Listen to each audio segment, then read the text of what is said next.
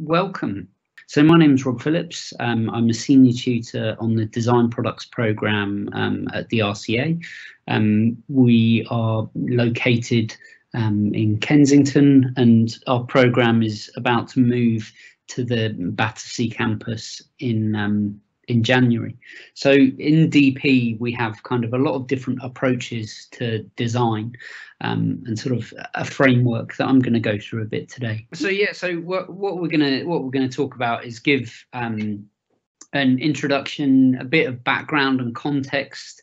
We're going to look at kind of how you look for this type of material. And then kind of what is ecological citizenship, engaging design, MyNaturewatch, and kind of where we're taking this. So what I'm really interested in is not necessarily the product, but how we catalyze communities to become more sustainable, embedding that practice in those communities. And I think, you know, there's a lot of interesting people that are looking at this space, but it's not often talked about. And I think that's, again, what I'm here today to really do and question. So I've put in a few people, a few what I would call leading influencers and thought leaders, because they help shape my thinking. So I talk to our students at the RCA a lot, and what we always talk about is kind of like who are your leads, who are you taking inspiration from. And I think they don't have to be technologists, they don't have to be people that are current now. They have to be people that are interesting. So one of my main points of reference is a very interesting person called Thomas Paine. Unfortunately, his book, even though it was written in, well, 1700s, I'm sorry, that date 1971 is wrong, but it's about 200 years old. And he was an amazing libertarian, and he basically changed so many what we would call the human rights. And he had published this very short book called The Rights of Man. And he believed that it's kind of, it doesn't really matter who you are or where you are. What it means is it's important to do good. And to leave the world in a better perspective. And again, these references, please go and read the books. They're really good, and they help ground your thinking, because they have for me. Tony Fry, so Designers Politics, a very interesting approach. So he believes that design is really a catalyst that goes well beyond our conventional frameworks. And I think the most important thing is, which I agree with, people often see sustainable design as a bolt-on, as in, oh, we have a design department and here is our sustainable design department. And here is, like, you don't have an unsustainable design department. It's kind of crazy. So he believes that really we should be designing for sustainment. And what he means by that is that every action, everything that we do should be within a framework that informs a better sustainable future. And a lot of within the book, what he's contextualizing is what we need to do is we need to give people agency to be able to make informed choices to understand this notion of what sustainability is, because it is about all actions, big and small. And I think that's very important. And I think people often sort of like greenwash things by just going, oh, it's made out of recycled material. That's not good enough. And we need to push well past that, and processes of design are able to do that. And finally, whether you agree with these references or not, I welcome them in the Q&A. I welcome discussion about these people. But Ezio Manzini, I was very fortunate to interview him last summer. And one of his latest books, The Politics of the Everyday, really says, how we design and create the conditions that we operate in the world. Not just the product, but how we're framing it, how we're articulating it, communicating it, bringing it together are pretty critical. And I put to him, what materials should we use? And I use that word very loosely because designers, we're used to working in, wood, metal, plastics, anything like constructive resins, bioresins. But actually, I view policy as a material. I view engagement or film as a material that we can use. And I think VR and augmented reality, these are the same types of things. So how do we design the conditions using contemporary materials to enable people to make their own change is what's really important. And then as designers, as communicators, as catalysts, what's our role within that, bringing people together and bringing that expertise together, which I think is pretty critical. So that's where I'm coming from. My background, I've been an industrial designer for about 25 years. And I think one thing that I've learned throughout all of that is I've had many different roles and jobs, and I used to work as a bushcraft instructor for a period of time. And I put this in because I think it's really important that we continually think about the perspectives that we have, and two, that we become so aware of our biases within everything that we're doing, because we have instant reactions within design, how we're going to respond to things, how we're going to pick something up, is it right-handed, left-handed? And I think I would continually urge you to question those biases and other people's as well, because I think the more that we talk about it, the more that we can get to the root of the matter. So I do quite a lot of camping, things outdoors with my family, and this is two different ways in which you can look at that site. So you can look at it on the left hand side. You can go, look, we're making a nice cup of tea, and we're looking out at nature. But also the image on the right hand side is, well, nature's also looking at you. Okay, so you need to think about what you're doing, the impact that you're leaving, how is that working, how is that site working? And as soon as you can start to open up how you're looking at these challenges, then I think design starts to become really exciting as a medium for change. I don't believe that it is the silver bullet that solves everything. I think there's a lot of people that are, in our contemporary times that are going, oh, we can redesign this. And I think it is a means, it is a material to be able to make change, but it's not the only thing. So I sent over, and we can talk about it in the Q&A. I sent over a couple of academic papers that I've written on the subject, and the main reason is because you can start to unpick that process and the projects, not just from an academic sense.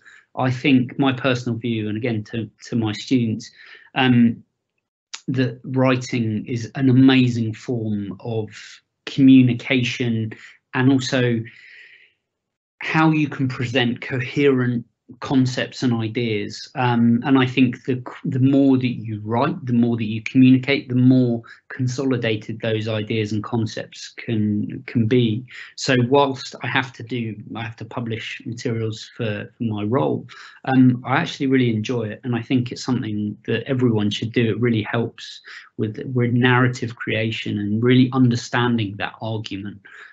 So I've just put those in. I think those have been emailed out via PDF. So fun stuff. So a tiny bit about my background. So, I've been very lucky to work in a number of different disciplines all over the world. I helped set up a materials company called D3O. So it's a viscoelastic foam. It works a bit like corn flour. So when you hit it, it goes hard and dissipates the load over a wide area. So it's not very good at point load, as in like a knife, but you can laminate it. But it works amazingly well for all sorts of things. So we were working on ballistics protection, designed riot gear with the Belgium riot police, US Navy SEALs. If you ever go to the UN, then the world's first bulletproof wallpaper is there in the translating rooms, and also is in part involved in some of the Olympic rings in 2012. Sorry, Rob, to interrupt. I'm not sure if you're still on slide number 2. That's what we see here. So I don't know if there should be another slide. Yeah, that sounds like better. That's okay. I'll present it from this mode then. I'm sorry. Okay. That's a shame. So I'm sorry. So yeah, what I was talking about earlier. Thank you, Marie.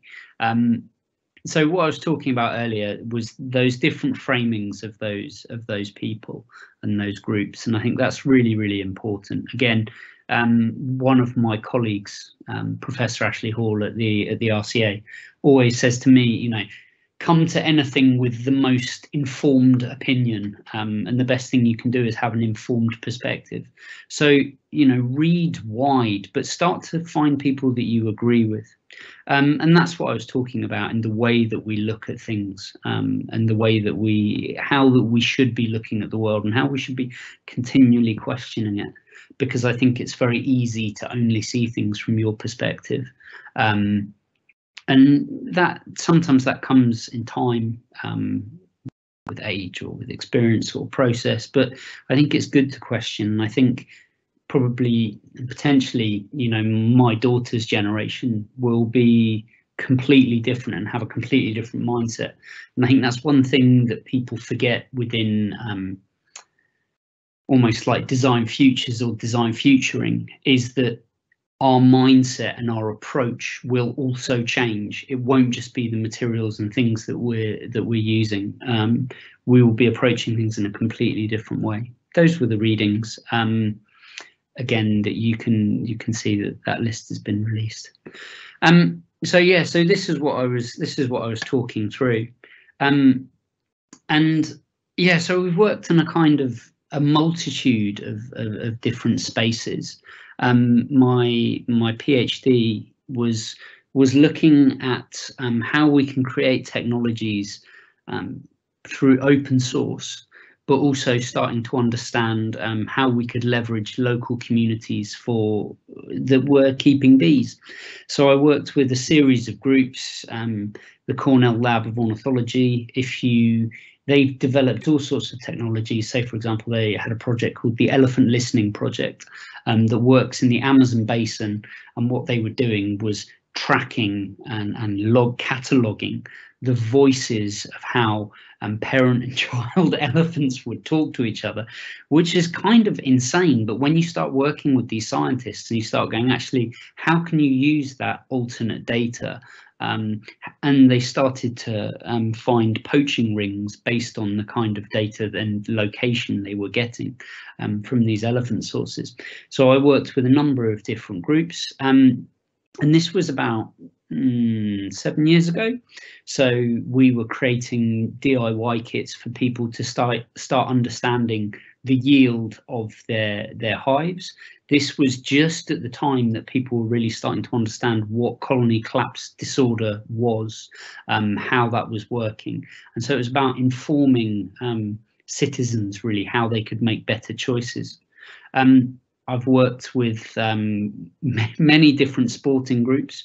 So, for example, this was Freddie Flintoff. So he used to be an infamous Team GB fast-paced bowler, and so we designed a set of shoes for him so that he wouldn't break his toe every time he ran up to the crease.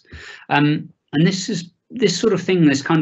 I've worked on a number of diverse projects, and I suppose one of the most exciting more recently is a book that I published earlier in last year, and it was called Future Kind, and it was really looking at design for and by the people. So how we've got this notion of open design all the way through to people working with different and diverse communities, and really the output is the change in perspective, the change in interest. It's not just the product. And I'd really encourage you to kind of take a stand on how you want to see what design practice is, because I don't think it is quite so linear as research, make, deploy, sell.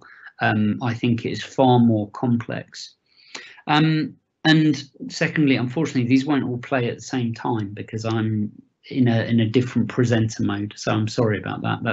That's the joy of Teams. It seems. So I work for, I help set up a mountain bike company that designs a multitude of components and parts. And I've been designing bits and bikes for, I don't know, about 20 years. So everything from mountain bike trials all the way through to, you know, people riding and racing for Red Bull and doing, I would call it pretty silly things on bikes. The reason that bikes are so interesting is that they work within an infrastructure. So one, you're designing parts and components that then go together in assemblies. So they're really, really interesting products because they're not just standalone things. They work within bigger systems, and that's what makes them really, really interesting. Also, yeah, okay, bikes are probably one of the most sustainable means of transport. They're also, you get entry level bikes that are very cheap. You also get, as you'll see here in the Red Bull Downhill Madness, people doing backflips off into insane canyons because they're leading edge athletes. So you really get to see a completely different gamut. And this summer, earlier in the summer, I was very lucky that I got asked, probably quite a while ago, to design some custom parts for this wonderful young person, who then went on to win a gold medal at the Olympics, and that was pretty cool. That was pretty cool. It was one of the first in their discipline, and that actually happened twice because I also designed some parts for this wonderful individual. So I've been, how can I say, I don't want to use the word lucky, but I've been able, or had a certain privilege to be able to design parts and work with a certain amount of people in a different position. And that's really informed my view. And I think it's really important to, you know, people often go, what is sustainable, what's not? So one thing I talk to my students about a lot is having what I call an informed perspective. How do you feed yourself? And I think in this day and age, there is no one truth. So I think, you know, how do you read papers? How do you look at, find different researchers? How do you look at things like the World Economic Forum? And one thing I tell or you know, advise our students to do is talk to one expert a week. Okay. They don't necessarily have to be, you know, world leading scientist. It is actually harder than you think to have one interesting, like challenging conversation a week. It's hard and it's paced, but the more you keep doing it and the more diverse people you start talking to, the more you realize that actually that's part of your job as a designer. You're investing, you're feeding yourself, and you're continually inspiring yourself. It's really important what you read. So I don't really I follow design press. I read things within journals and academic articles, but most of it, to be honest, I read a lot of ecology. I read a lot of material that was actually published in the 60s because some of it is just the best.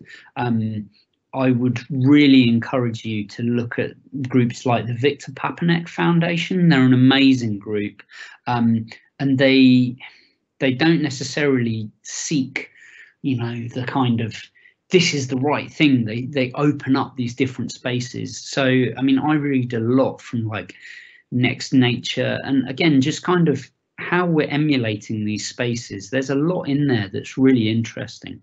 So, I mean, that's kind of, you know, I don't know, one of my biggest takeaways, especially from today, is kind of who you're looking at. So I'm going to talk a little bit about this, how I see how these groups form. So if we look at open design, and we'll go into that in a minute, and we look at the natural world and ecological citizenship, and then we look at communities, all these things overlap and they inform each other. And the MyNaturewatch project is number 17, right at the bottom, just down there in the green. And it's culminating all these things together. And I think it's really important when I ask our students at college to go like, what else are you interested in? Like, start to make sense of how you see those projects or how you frame it. So quite often our students make maps like these to kind of go, well, this sits here and this project sits here, because it enables you to group things and sense make, which is really, really important. It really helps. So what is open design? So open design is essentially a process or a means of creating outputs that you as a sole individual probably will never, you won't make them and ship them out. Other people do. Other people get those plans and they make them, they adapt them, they build on them. So, you know, Enzo Mari was one of the first open designers that, you know, would share his democratized furniture. And I think it really opens up people's capacity. So it gives people agency. So I've got a few examples here that I think you should definitely check out. So one is Open Structures. It's an amazing project where people design components, and from those components you're then able to put together products. So, you know, up in the top right hand corner you've got a coffee maker, but the parts of that coffee maker could also be elements for a tap, or they could also be elements for a kettle, or they could, so you're really thinking about these individual bits, and that starts to become really interesting, especially when we're talking for design for repair and the right to repair laws that are coming in.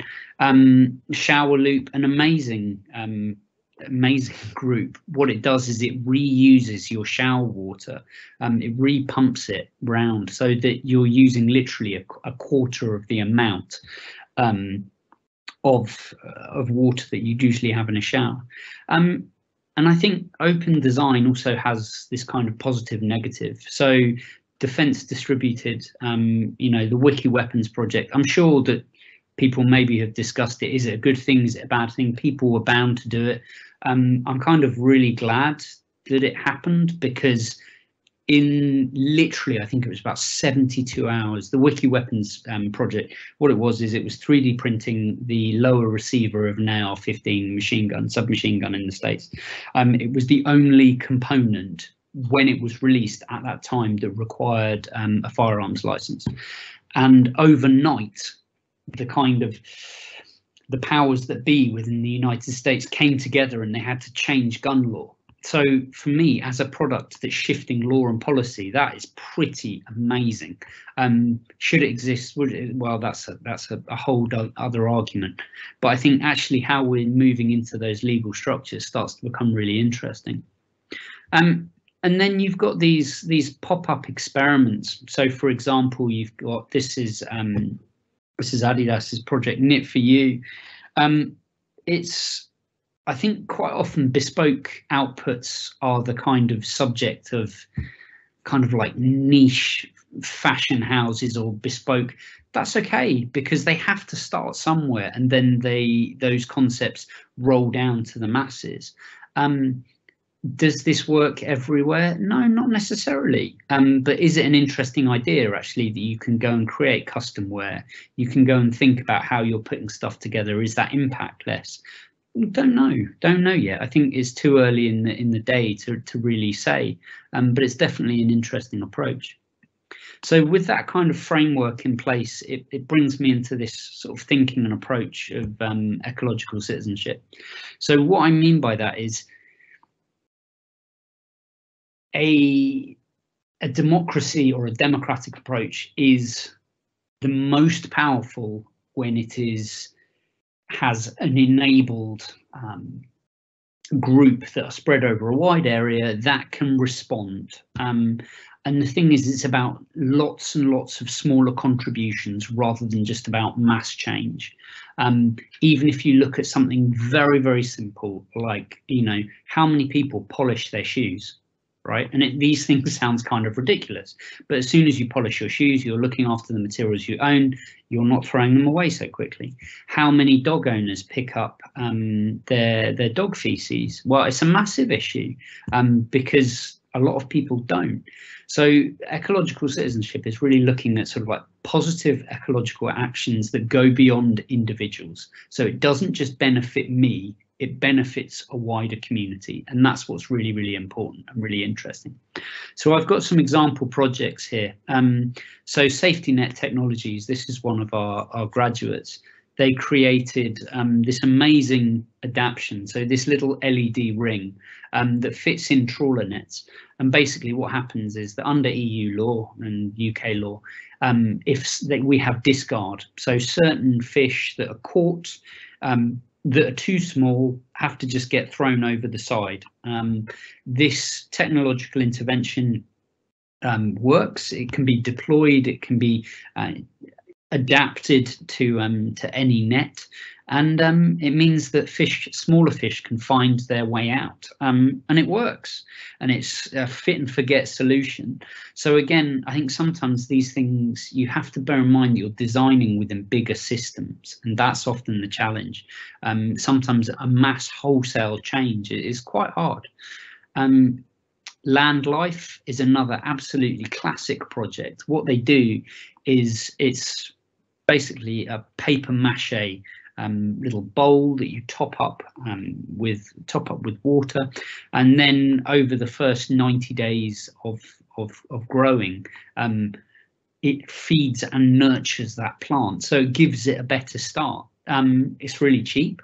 They're kind of off the shelf, but it's really looking at sort of like what you're designing is how do you reforest the space, not just, hey, how do you just plant and secure a tree? So it's looking at things within systems, which I'd really encourage you to.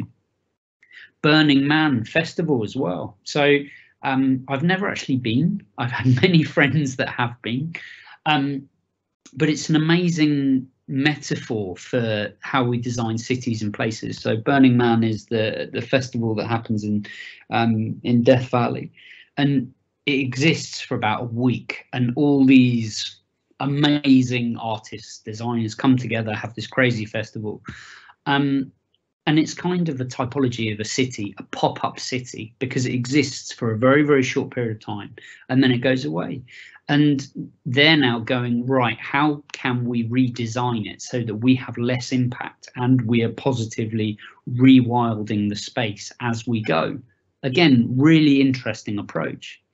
My final example for this is actually in Bhutan. So again, going back to what I was saying earlier, it's really important to look holistically at how we're doing things. I in no way think that I am doing everything right, if that makes sense. But this group in Bhutan has set up the Vertical University, and what they do is they've basically realised that in this particular farming area, all of the local young people, local children are leaving where they're living to get better jobs, earn more money, and slowly that knowledge is disappearing. So they created this infrastructure where they can put back into that local community, they can provide jobs, they can think about how they're producing food, they can think about how they're providing education, and how they're kind of securing those futures. So these ecosystems are really critical. It's a really, really exciting project because now they're starting to set up 3 or 4 different locations. So again, if I go back to what is a product, these are all products, even though they're not an object sitting on a white plinth. And I think that objects sitting on a white plinth is a broken approach. I think we have to think about systems and ecologies and processes. Again, my personal view, and it is shared by my colleagues, which is good. And so I bring on to the last bit. I think a lot of people talk about what is co-design, participatory design, all this stuff. I think design should engage people. It should go well beyond participation, and it should really catalyse people to major change. It shouldn't just be kind of like these static objects, which leads us on to the MyNaturewatch project. So this is a chap who's probably very well known in the UK, Chris Packham. He runs something that's called BBC Springwatch. So BBC Springwatch is a 2-week live programme that is on at like 6:30 in the evening. It's very much family viewing. It's on for about 2 weeks, and every day they go, look, this is the wildlife in your garden, this is what's happening. And they now have an autumn watch and a winter watch in the UK. So they're part of the BBC Planet Earth group, so they're pretty well placed. We got an EPSRC grant with my colleagues at Goldsmiths to design open source pieces of technology to really think about how people interacted with the natural world. So there was 2 bits. There was the Frida, which is a very, very cheap RFID reader that leading experts and bird ringers could use. And then the DIY open source camera. So a trail camera, traditionally, they're about £200, a good one. This is some of the footage that we got in our early prototyping developments. Ours cost about £30, like off the shelf. So you could buy bits and components from Amazon or locally, but also you could take them apart. So it was cheaper. It let people engage with it in a completely different way. People made water cams, all sorts of things. Really, it turned your phone into a completely different thing. So you created this small kit, and then you controlled that kit from your mobile phone. Hopefully audio will work for this little credit. I think wildlife is something that everyone is just naturally passionate about. It's what we're all descended from. We're all part of wildlife, and it affects us all in different ways. Wakehurst is a botanic garden in Sussex, which is owned by Kew. It's a mixture of different habitats and landscapes, a very wild landscape, very formal areas, up near a fantastic Edwardian mansion. Today we're running a series of workshops where members of the public can come along and make their own wildlife cameras using open source technology, so people can build them and take them into schools, they can take them into parks, they can take them into their back garden. But it's mainly just to get people outdoors and engage with the wildlife that surrounds them. It fit perfectly with our Summer Explorers activities, the idea of getting kids outside, getting them to love being outside and appreciate the landscape and wildlife. The beauty of the workshop is that technology often encourages kids to stay indoors. But what these camera traps do is they tick 2 boxes. That's the beauty of them. It makes them go outdoors and set their camera trap up. I liked learning about the settings and how it will work and the different ways you can take the photo. It was fun just making it, and it was a good experience. I loved putting the electronics together and design, and it was quite easy. I think with camera traps, it's not about getting the award-winning image, it's about finding out what's there when you're not there. I have used my own personal camera traps because I'm very interested in photography myself, so I do set them up in the garden. My nan's garden has lots of creatures that live there. It'd be really interesting to find out about them. We got a dog and a cat, so I think that's probably going to be the most. Mostly rabbits, because there are rabbits on the other side of our fence, robins and bluebirds. So anybody is welcome to participate in this project, and all the kits are assemblable on your kitchen table. There's no soldering involved, it's really easy to do. All you need to do is check out mynaturewatch.net. I think the best thing is seeing the children engage with what they're doing and being excited and capturing those images and becoming passionate about being outside and loving the landscape and wanting to come back to Wakehurst with their cameras to try out what they've done and also take it home to their gardens and see what they can capture there.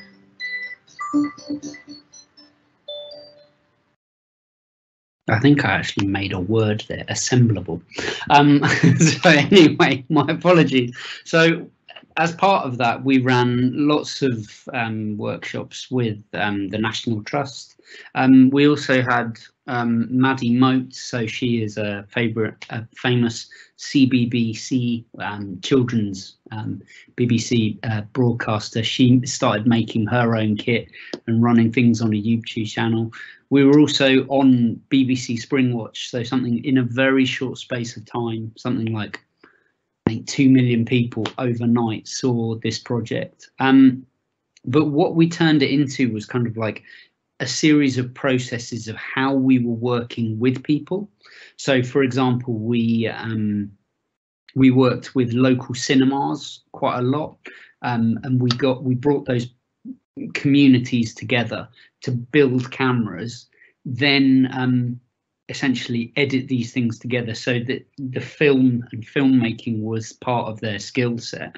And then we got the cinema to play them as trailers before certain films. So it was a really interesting way of getting families to show their content in kind of like 2 minutes. That was a really interesting creative catalyst, because it was changing the fact that, oh look, it's Reggie the milkman and he's got some of his work showing at cinema.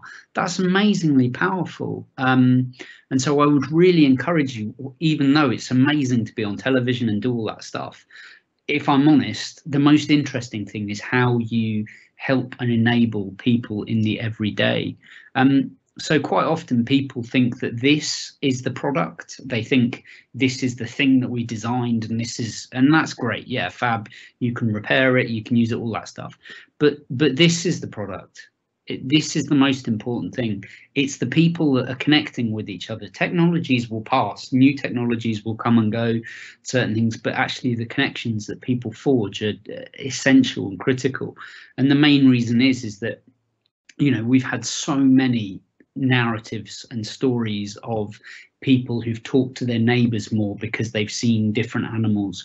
We've had one group over in Knepp, which is an amazing rewilding project in Kent, that have reintroduced storks, and they've used our cameras to train professionals and kind of like and their volunteers in really thinking about what interactions they're having, which is amazing. And then over summer we had probably one of the biggest campaigns. So we were part of something that's called 30 Days Wild. So 30 Days Wild is something the wildlife trusts run. It's their biggest sort of campaign for outreach, and we were part of that. And we were working with Syrian refugees during lockdown who'd just been located to London, and they weren't able to access outdoor spaces and things like that, but they were using our cameras for their mental health, because they were able to access nature. And even though it was just looking at pigeons, actually it was getting them outside and getting them into positive engagement. So I think sometimes it's too easy to kind of go, look, you're going to aim your work at a certain level. And I think it's just better to be open and see how people respond.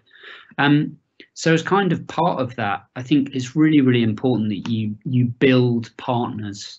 And I think how you build stakeholders, you know, find out. And my biggest criticism of students is, and this is, apologies if this is a little bit scathing, with my students, is sometimes they think about their project. You want my project. No. What is that mutual relationship going to bring? What is somebody else going to get out of that? What do they need to achieve? And as soon as you can align those motivations, then you're striking gold, because then you can work off each other, you can catalyze things, you can build value.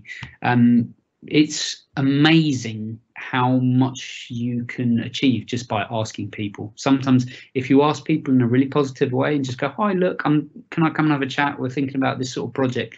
Usually people will say yes. And also when you start to put together ambassadors, what I mean by that is, how can you enable other people to go and leverage their communities for your work? So one of the most successful things that we had within the whole of the NatureWatch project was a training program one of my colleagues, Amina, designed, which was called Training the Trainers. We had an open call around the UK to teach about, I think it was about 15 wildlife officers, and we gave them the tools to then run their own sessions for other people. And it was kind of exponential, because they went, oh great, we've got some free kit, now we can go and work it.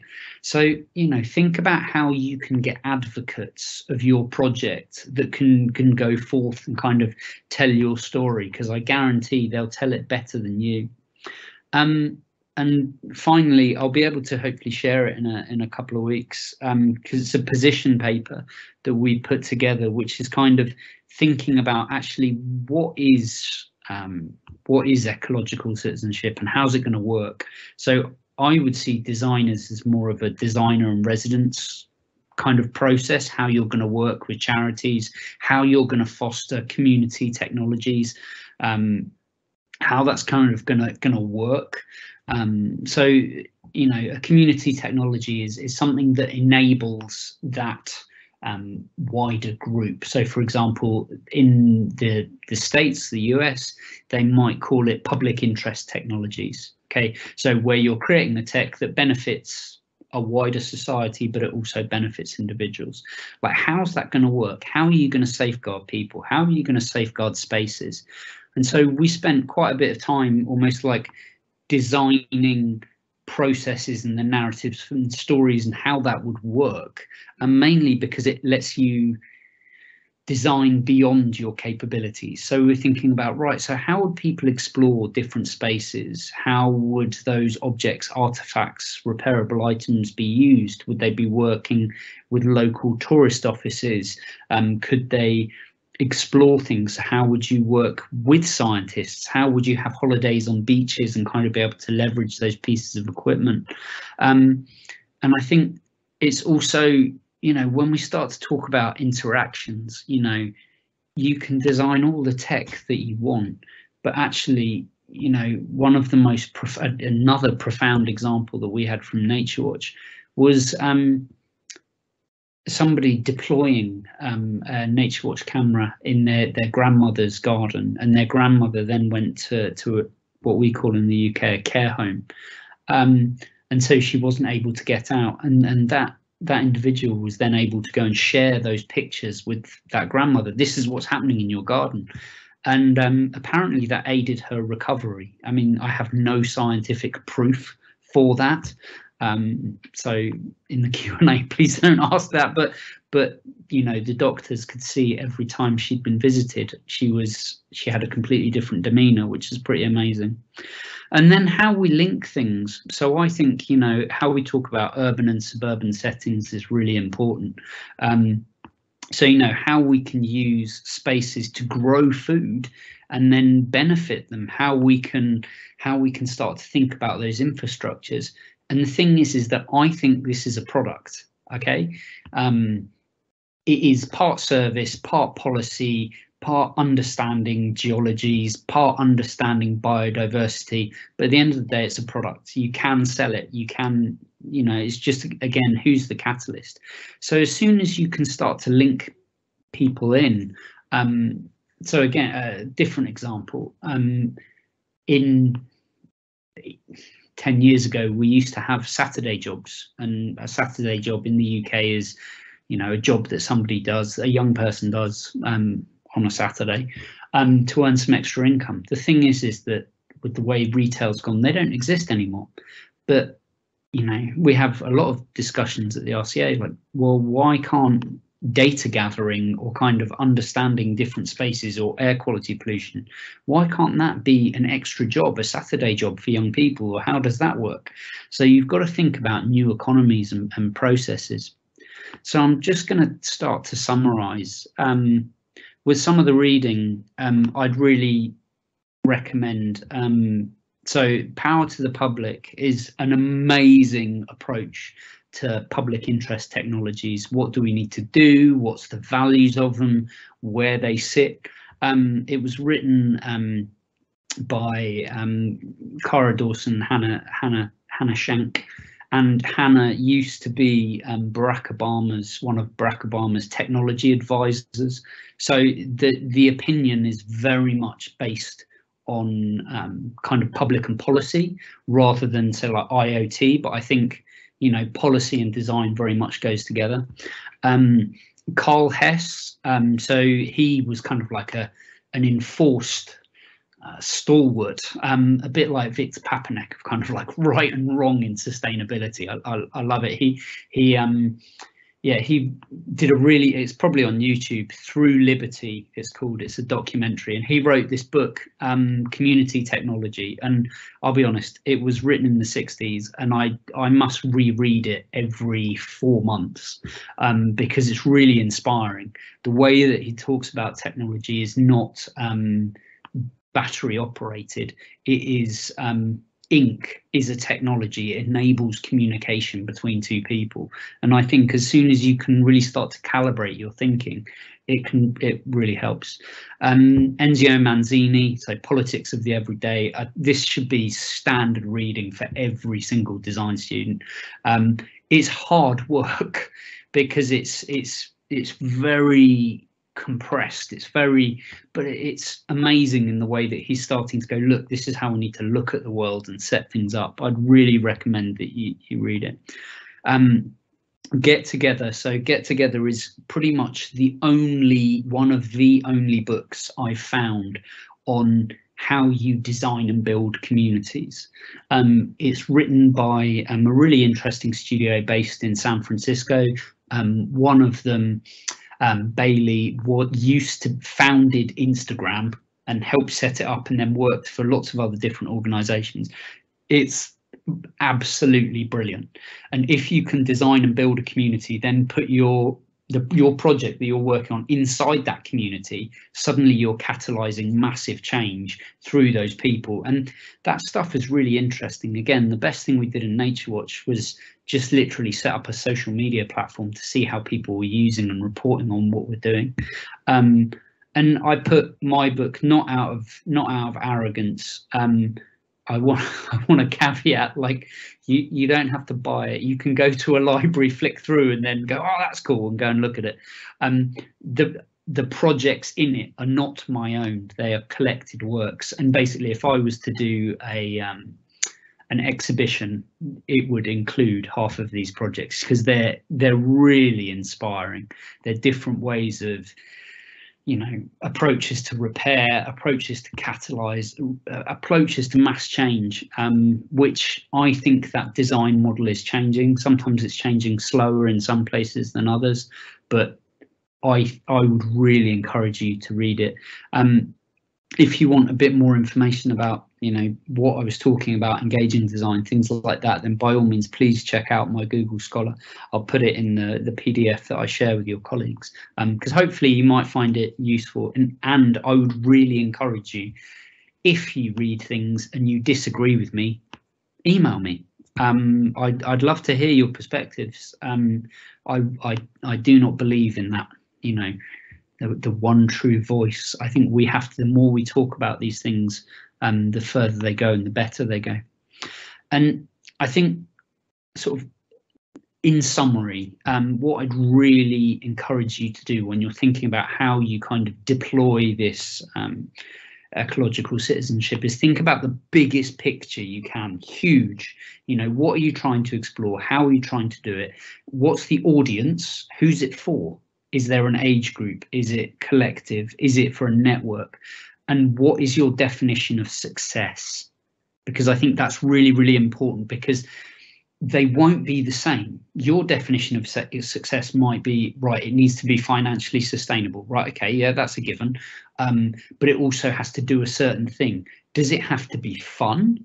Does it have to have a certain age requirement? Do people have to do it together in pairs? Do they require a certain piece of information or piece of equipment to be able to do that? Can they borrow that from the library? Blah, blah, blah, blah, blah.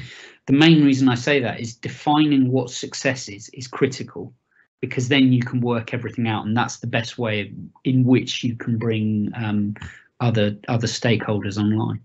So thank you very much for your time and for listening. As ever, my students always go, "You've given me a lot of information very quickly." I'm sorry about the yellow lines. Thank you very much to Marie for pointing out that there, for some reason, the team screen share wasn't quite syncing. So I think my fault. I'm sorry. But again, I'll share the slides so you're able to see them. And what I always do is I try and put local artists or other people as backdrops. So any of those beautiful scenes from around where I live by a chap called Finn Hobson, who's an amazing photographer in Brighton, just near where I live. I always think it's good to promote the work of others.